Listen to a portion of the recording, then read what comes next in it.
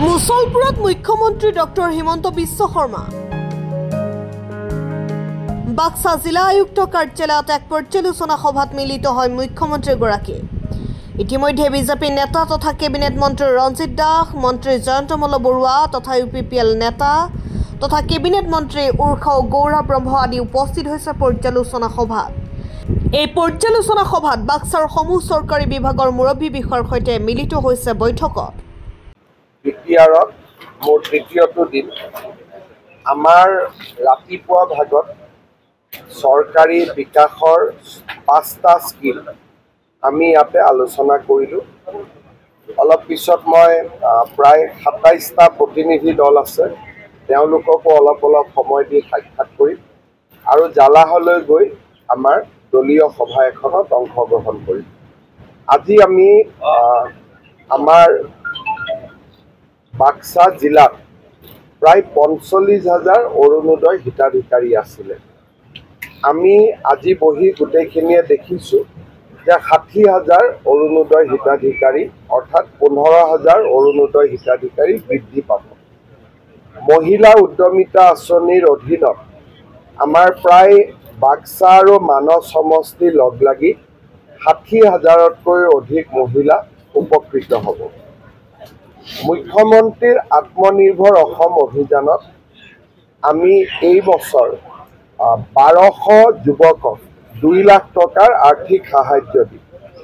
যোৱাবাৰ আমি বাক্সা জিলাত 400 যুৱকক 1 লাখ টকাকৈ দিছিলোঁ।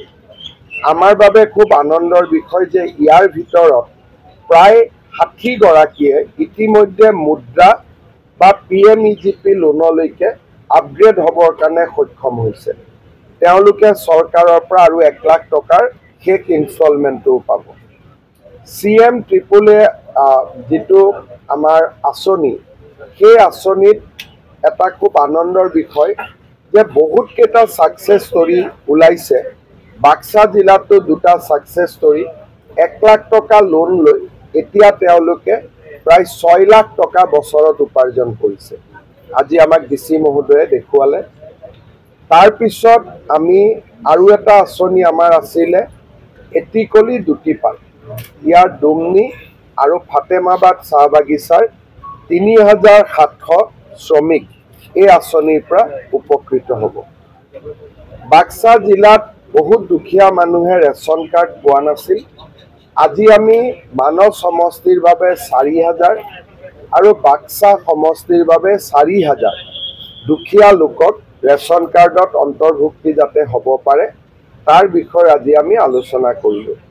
অৰ্থাৎ আজি আমাৰ সমীক্ষা বৈঠকখন যদি আমি ভাল কৰি লক্ষ্য কৰোঁ, এই সমীক্ষা বৈঠকখনৰ পৰা প্ৰায় 1,80,000 পৰিয়াল প্ৰত্যক্ষভাৱে উপকৃত হ'ব।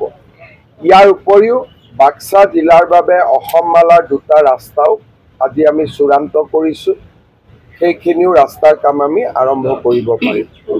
আৰু মই ভাবোঁ যে আজি যিখিনি কথা বতৰা মই কৈ গ'লোঁ বা আমি পাতিলোঁ, এইখিনি পৰৱৰ্তী সময়ত জুলাই মাহৰ ভিতৰত আমাৰ সতীৰ্থসকলে মন্ত্ৰী উৰ্খাও গৌৰা ব্ৰহ্ম ডাঙৰীয়া, জয়ন্ত মল্ল বৰুৱা, ফণী তালুকদাৰ আৰু ভূপেন বড়ো আৰু আমাৰ BTADৰ অধ্যক্ষ কাতিৰাম বড়োকে লগ লাগি সকলোৱে এই গোটেই কামখিনিক এটা বাস্তৱ ৰূপ দিব পাৰিব।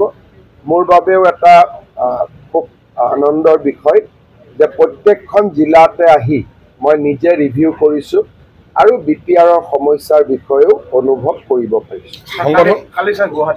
News desk report Assam time. ঘৰত আনন্দ আৰু সম্পৰ্কৰ চমক বজাই ৰাখিবলৈ জৰুৰী হৈছে সকলো আনন্দময় মুহূৰ্তত মৰমৰ উপহাৰ দিয়াটো।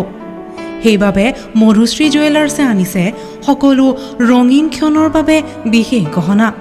হীৰাৰে হওক, সোণৰে হওক বা ৰূপৰে হওক, শ্ৰেষ্ঠ ডিজাইনছ আৰু হলমাৰ্কযুক্ত গহনাই ৰাখে সম্পৰ্কক নিখুঁত।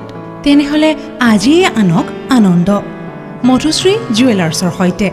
যোগাযোগ কৰক 7002800341 নাইবা ভিজিট কৰক LNB ৰোড, নলবাৰী, অসম।